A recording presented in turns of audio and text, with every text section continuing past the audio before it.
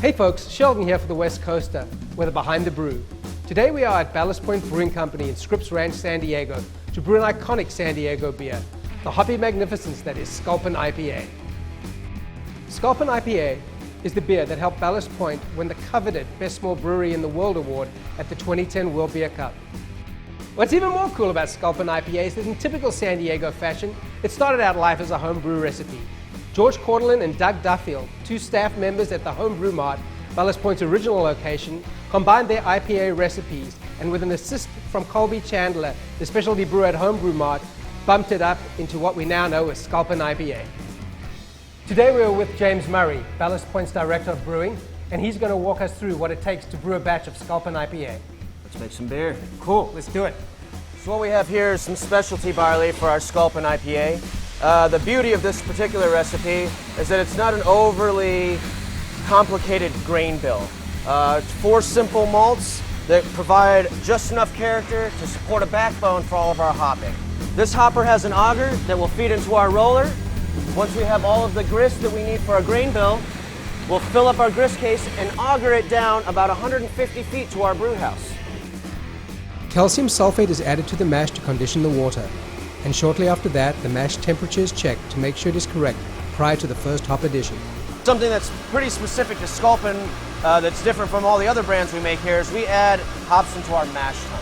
And the hope there is that we pull some oil content from those hops and carry it over during the lautering process to create a hoppy mouthfeel when that pint gets to your mouth. As the mash is being lautered over to the boil kettle, the first hop addition to the water is made. So these particular hops will add a nice spicy, piney, slightly tropical flavoring along with all of the bitterness for Sculpin. At around this time, the mash tun from the first brew has been emptied and a second batch of Sculpin is being readied. In the first couple of years we were brewing here, we only did 1, maybe 2 batches a day. Now it's 6, baby, all day. Once the waters come to a boil, bittering hops are added to the kettle. We're going to use a blend of CTZ, also known as Columbus, Centennial, and Chinook. They're very high alpha acid hops, and they'll also give us a nice little bit of that spicy characteristic that Sculpin has in it. After a 30-minute boil, flavoring hops are added to the kettle. These hops help give Sculpin its grapefruit and tropical flavor. 10 minutes before the boil ends, Whirlfloc is added to help clarify the wort, and shortly thereafter yeast X is added, which helps the yeast to remain viable during fermentation. At this point, the wort is ready to be sent from the kettle to the whirlpool. We'll add the hops in before we bring wort. We'll add these hops after boil because we don't want to extract bitterness from them. We're just looking for the aromatic properties of these hops. They're big tropical hops, big fruity characteristics. There's a tangential fitting in this tank that'll force the wort into a whirlpool and pick up these hops. So in order to pitch yeast and have yeast ferment that beer, the wort's got to be cooled down from its 205-degree temperature to roughly 68 degrees Fahrenheit. Okay. We achieve that via a heat exchange. Think a car radiator.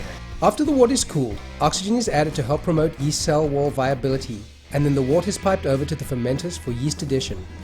Sculpin is fermented for approximately 7 to 10 days, and during that period, the fermenters are dry hopped. We're talking roughly 2.5 pounds per barrel of hops. Wow. Which you can imagine, multiply 2.5 times 250. Yeah, it's a lot. It's a lot of hops. Which is a good thing. That's good. That's what and makes we're in San Diego. so good. Yeah, San Diego would have it no other way. Once the Sculpin is fully fermented, it is sent to a centrifuge.